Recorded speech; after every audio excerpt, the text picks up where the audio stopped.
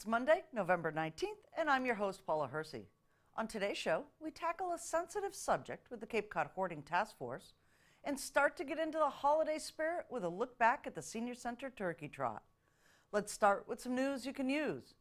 Do you know how many departments it takes to run a municipality? Are you curious about what goes on in Town Hall every day?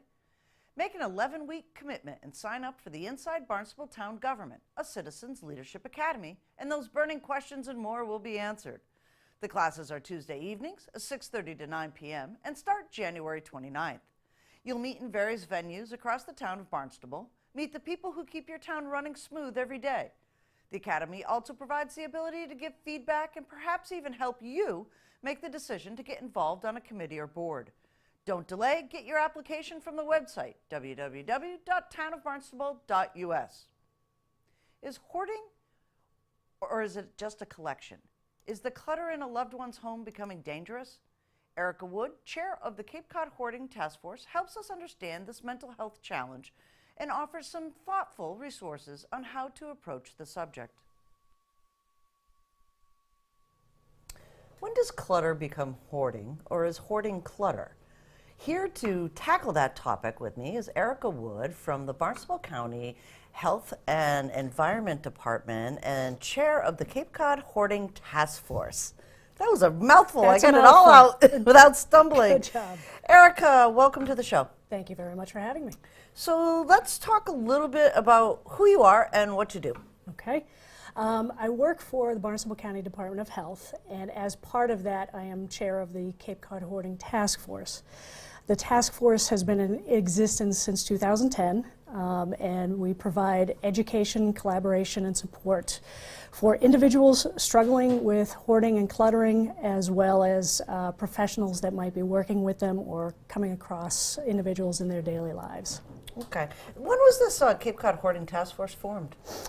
It was formed in 2010. We started out as the Mid-Cape Hoarding Task Force, but it turned out that the issues are so widespread that we had individuals from different areas of the Cape looking to join, so we expanded out from there. Okay, and let's talk a little bit about the individuals. The list of folks that are involved in this task force is extensive, and their actual areas of expertise. People don't realize that there's so many factors in hoarding. So explain what some of these folks on the task force do. It's a very good point. We have individuals from police and fire, including Laura Miranda, who's an animal control officer in Dennis. She's on our executive committee. We also have health agents. There are mental health professionals. Some of the cleaning companies or professional organizers. We have social workers, housing individuals who are associated with housing, elder services, senior services. Anybody who might have any concerns for individuals who are struggling with this. Okay, and now let's talk a little bit about this. I have a husband who collects. Mm-hmm. Doesn't seem like hoarding. We can still move about our house. He's been banned from everything but the yard now. There we go. Folks are coming to the Cape to see their moms and dads and their families for Thanksgiving and Christmas and other holidays. Let's talk a little bit about the definition of hoarding. What is that? Okay. So hoarding is the collection of items, the inability to discard those items, and to your point, to the point where you don't have access to or the ability to use areas of your home as they are intended. And it causes a general distress to the individual. So again, if it starts getting into, well, maybe you have that back bedroom that's full, but it's starting to spill over into the hallway, and maybe you're keeping some extra items in the bathroom.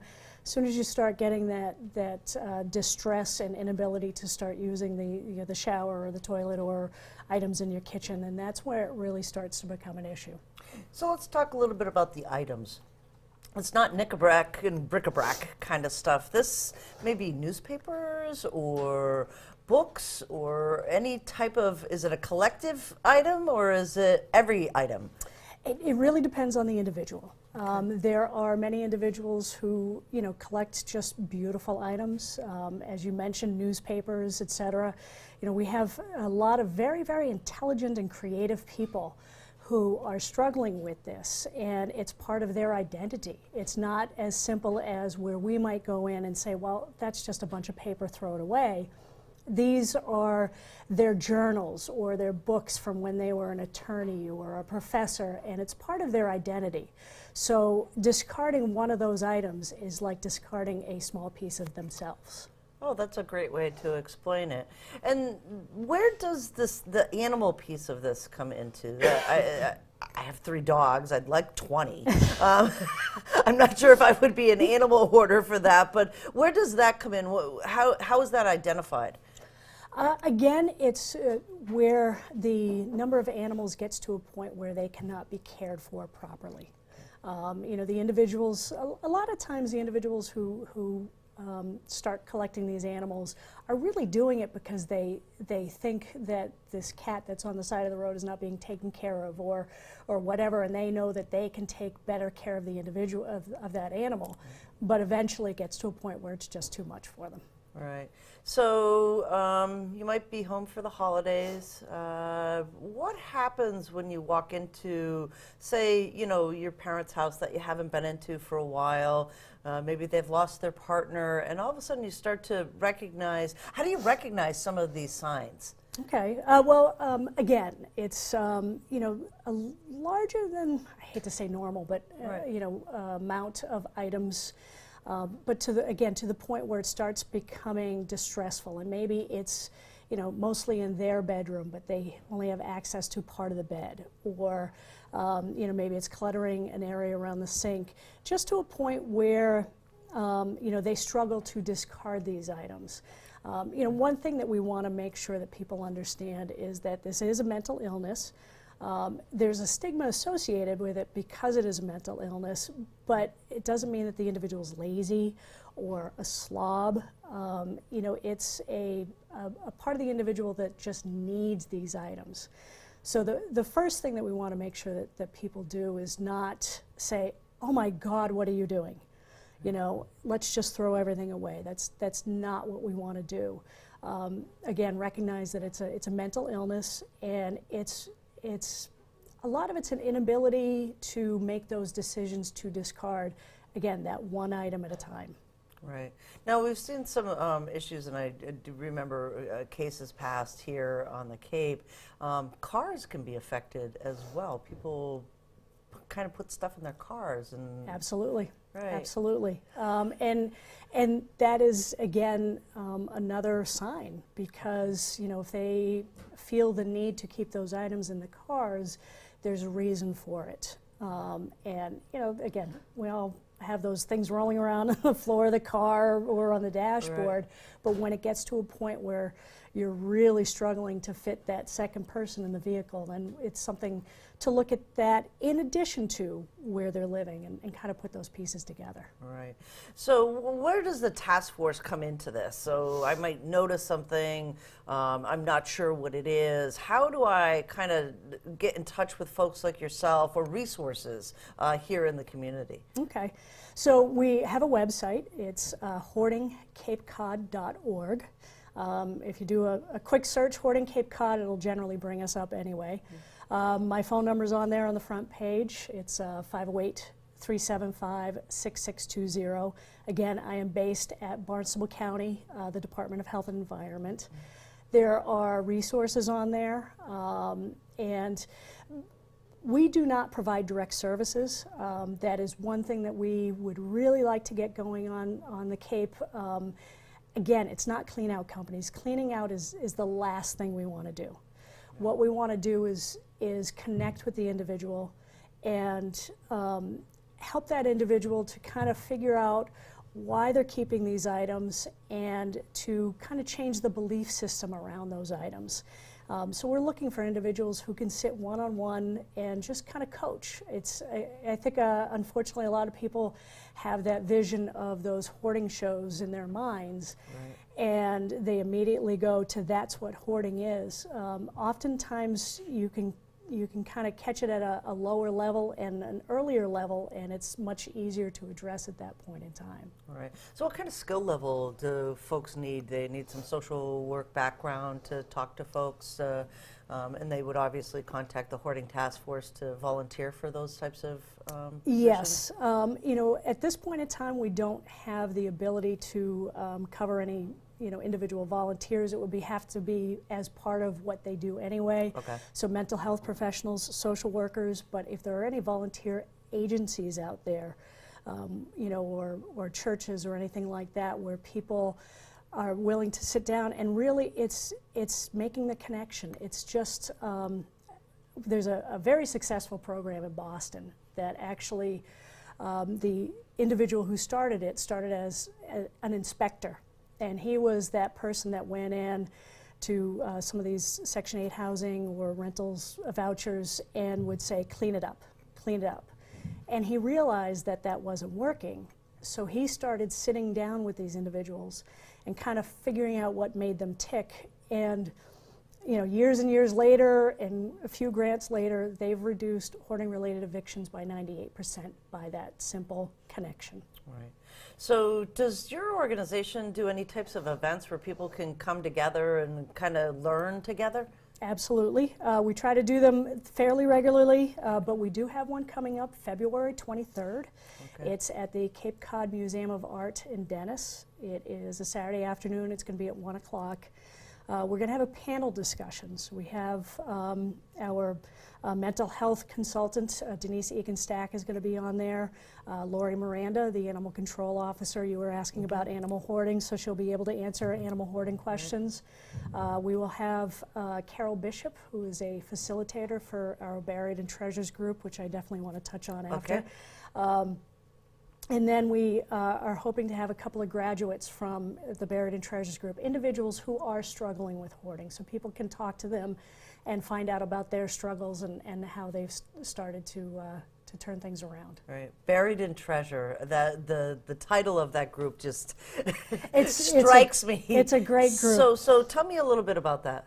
We have been able to identify facilitators for these Buried in Treasures workshops, and what they are is it's a small group, 10 or 12 individuals who are struggling with hoarding or compulsive collecting, and it's based on the book Buried in Treasures, and it goes through step by step kind of a why individuals are saving and collecting, how is it affecting you, etc. And then step by step to build strategies to address these issues, to make those decisions to discard that item, and how does it feel, and addressing those feelings head on and working through them so that it becomes easier and easier as they go along. And there's graduates of this group. There are graduates. Right. We've been able to have groups all around the Cape, Provincetown, Dennis, Harwich, Barnstable. There will be one coming. I think it's going to start at probably March or April. Okay. Check our website for details. Okay. But yeah, there are graduates. A lot of them, might go do another group just to get that extra support and extra follow through. A lot of them keep in touch after a group and kind of help support each other. Well, that's fantastic. Yeah, there are other groups on the Cape. Yeah. There's Clutterers Anonymous. There's a couple of groups, Harwich and I believe Provincetown. Okay. And then Yarmouth also has a similar kind of a support group, so that there are groups out there. Fantastic. Any last thoughts that you want to give folks on the subject? Obviously, is tough for folks to broach with. When they come into a home and they might see something like that, and the advice of don't throw things away is really good. But is there something else that might help folks as they come home from the holidays to recognize anything that might be out of a hoarding situation? Okay. Again, if you walk into a home and your mother's or whoever's and you're concerned, right. I would suggest try to have that poker face on. Right. It's the holidays. Just enjoy yourselves. Be there, right. Be in the moment. Unless there's something absolutely safety issue concern that has to be addressed immediately. Right. Don't worry about it. Step back. you know, feel free to give us a call, or there's other resources out there. Right. The Buried in Treasures book is also great for families to help work with their parents or whoever it is. You know, but again, remember that it's a mental illness. It's not being lazy or a slob, and it's not about the stuff. It's about the individual. It's about the person. That's fantastic advice. Thanks you so much for coming in today. Thank you very much for having me. Thanksgiving and the holiday season can be a lonely time for some of our Barnstable senior citizens. The Barnstable Senior Center staff are preparing the center's annual turkey trot on Wednesday, when volunteers deliver over 125 Thanksgiving meals to needy seniors in Barnstable. We take a look back at last year's event. 125 Barnstable seniors do not have to go without Thanksgiving dinner. That's all thanks to Barnstable Senior Center staff and volunteers who run the annual turkey trot. Through the event, each participant receives a full Thanksgiving dinner, including turkey, mashed potatoes, stuffing, gravy, all the fixings, and even flowers to brighten their day. Year after year of doing this event, the feedback that we get back from the recipients of the meal is really just so gratifying to the staff and I.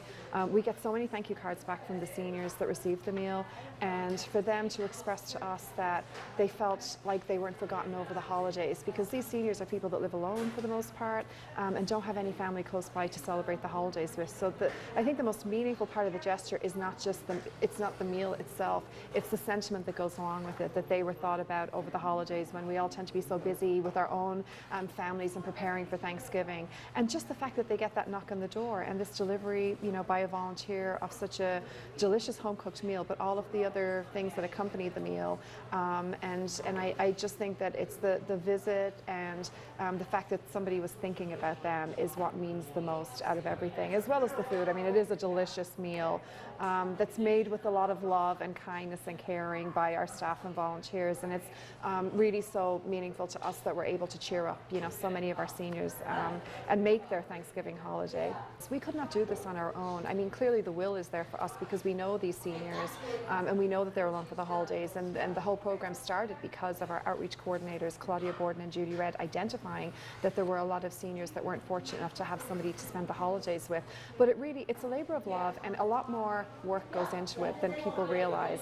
And I think that's kind of the beauty of when we've done this over and over again, we make it look easy. I like to think that it's the many hands make light work approach, because the volunteers, the staff, the community partners that have provided financial funds, and also the donations of food, flowers, the intergenerational piece of it, where we've had younger students that have made things to accompany the meal, I think just brings it all together, where this really is a completely community-led effort, and it's so heartwarming. I think that one of the best things that we look at is it's become part of our tradition. I mean, I know we're here every day working, but the fact that we get to do this, for our job is just so gratifying.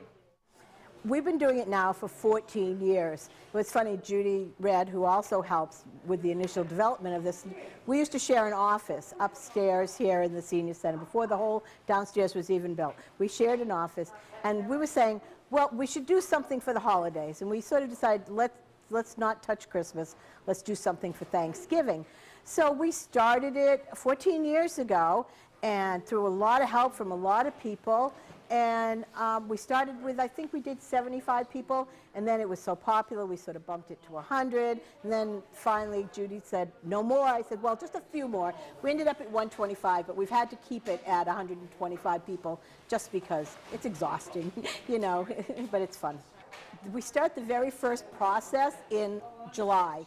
That's when I make copies of the pictures and I set them out in the lobby, and I say, while you're sitting there, please color these pictures for us. So we have this whole big coloring group that comes in, and they do 5, 6, 7 pictures. So we need 125 of them.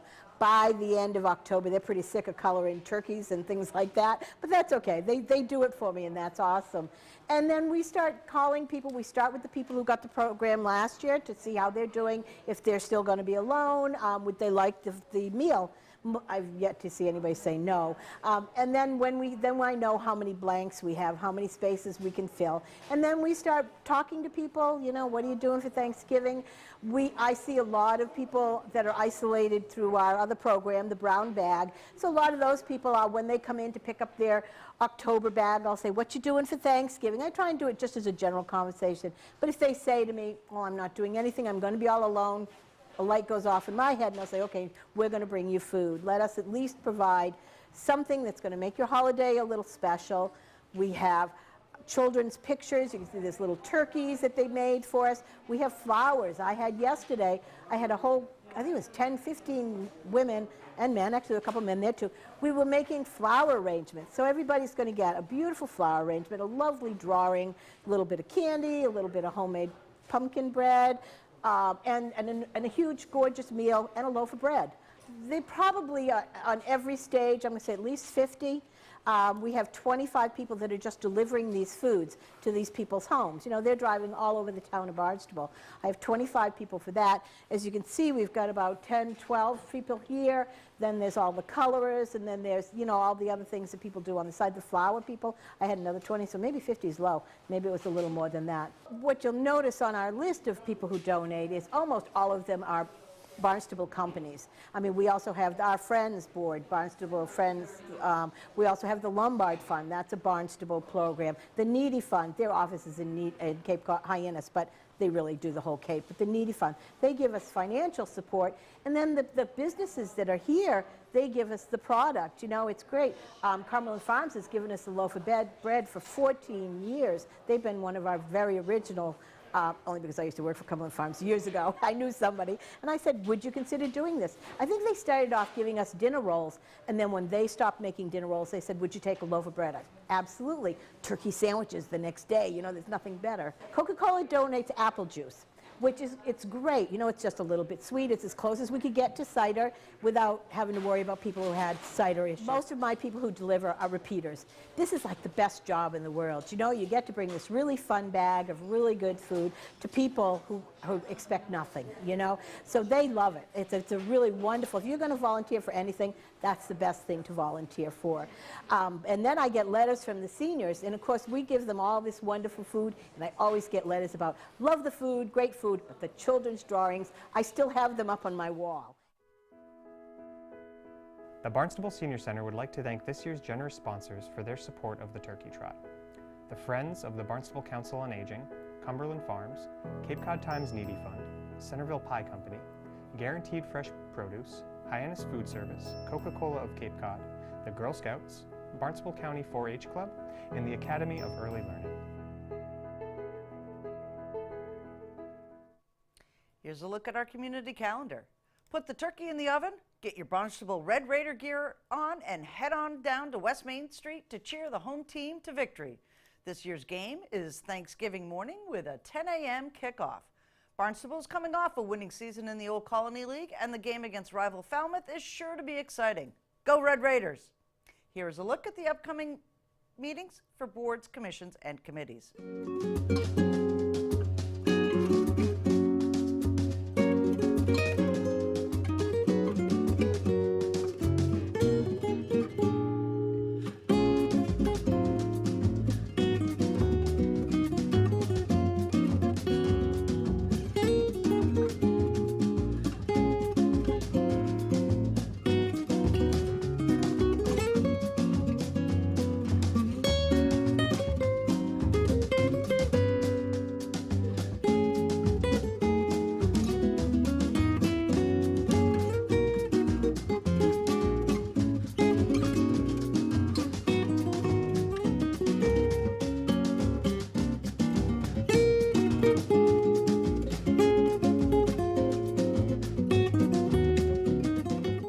Comments, suggestions, accolades? Connect with us on Facebook and Instagram. Email us or send us an old-fashioned note by carrier pigeon.